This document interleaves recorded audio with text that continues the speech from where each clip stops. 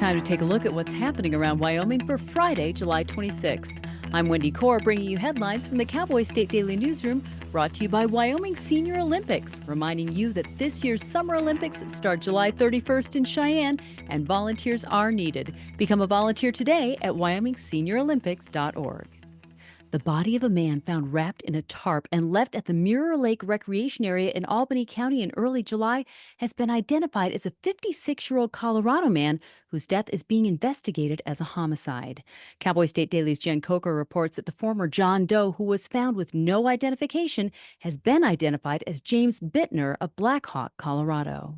So law enforcement are being very tight-lipped in this case, and that's not uncommon, but it's very tight-lipped. And I do know there weren't any details that either the coroner or sheriff would share about this case at all, except about how the body was identified, and that was through his fingerprints. I will tell you there's a lot going on here in terms of the agencies involved. They have Wyoming State Police, Albany County Sheriff, and they also have 3 agencies in Colorado, including their state police.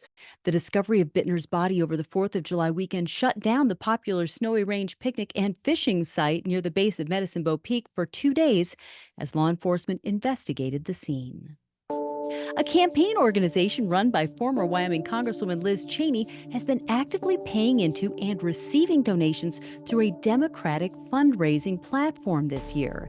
Cowboy State Daily's Leah Wolfson reports that the mission of her group, named Our Great Task, is to unite Republicans, Democrats, and independents in a combined effort to ensure that, quote, Donald Trump and those who have enabled him are defeated. Our Great Task has been utilizing a Democrat fundraising platform called Act Blue. Act Blue basically acts as kind of an intermediate, like middleman, to allow people to kind of donate to her group and other groups through them. And what's interesting, though, is Act Blue is really solely dedicated to Democratic campaigns. So it's just interesting, and it's just another step of Cheney gradually moving away from Republican Party leadership as we know it, that has been dominated in its support for Trump. Cheney was Wyoming's Congresswoman from 2017 to 2023, rising to the number 3 position in the Republican caucus before losing that role due to her opposition of Trump.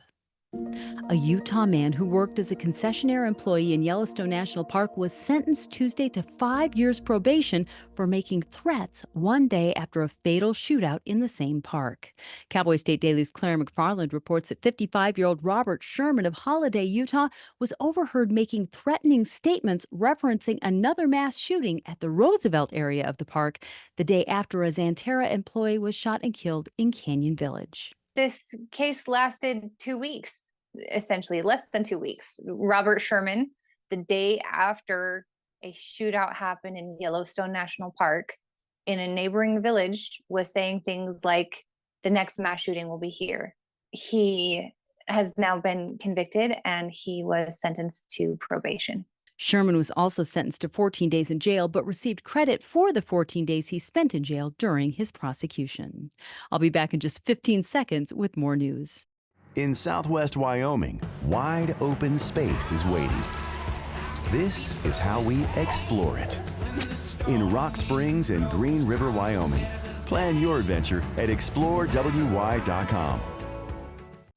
2 Rock Springs Republican legislators are suing the fundraising arm of the Wyoming Freedom Caucus over election mailers that claim that the 2 Republicans want former President Donald Trump off Cowboy State ballots.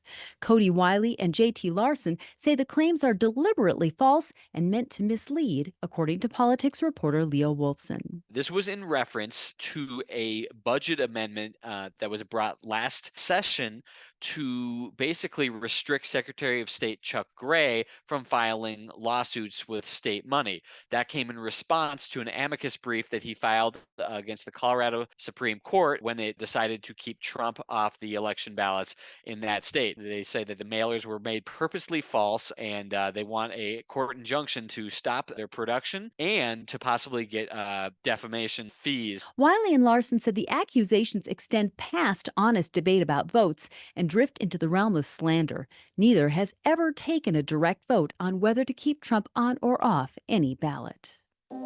Arch Resources Incorporated reported Thursday that thermal coal shipped from Wyoming's energy-rich Powder River Basin faltered again in the second quarter of 2024, but is expected to rebound in the second half of the year.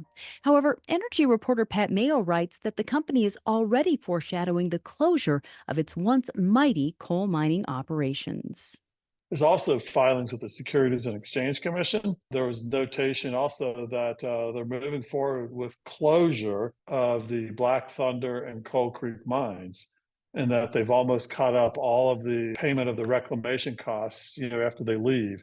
So that's moving forward, and they're just reaffirming that they're going to be doing that.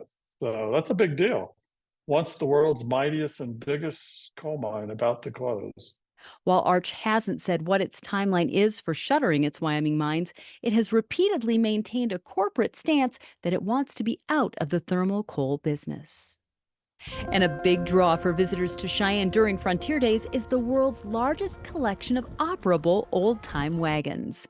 Cowboy State Daily's Renee Jean spoke to a couple of very experienced wagon drivers. Sam Gill and Mike Stein have both driven teams of horses for the famous Yellowstone prequel television series 1883, but they said they wouldn't miss the Cheyenne Frontier Days parade. Mike and Sam have been coming up from Texas for 8 and 11 years respectively to drive a team of horses in the Cheyenne Frontier Days parade.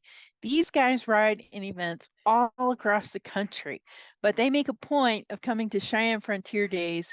And the reason is because the parade just has the most prestigious carriage collection in the world.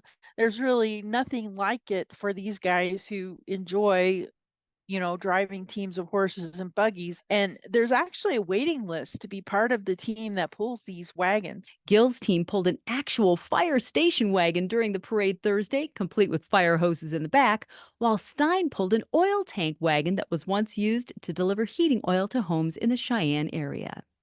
And that's today's news. For a deeper dive into the people and issues that affect Wyoming, check out the Roundup, conversations with the most interesting people in the Cowboy State. A new episode drops tomorrow when I have a conversation with Gunworks founder Aaron Davidson.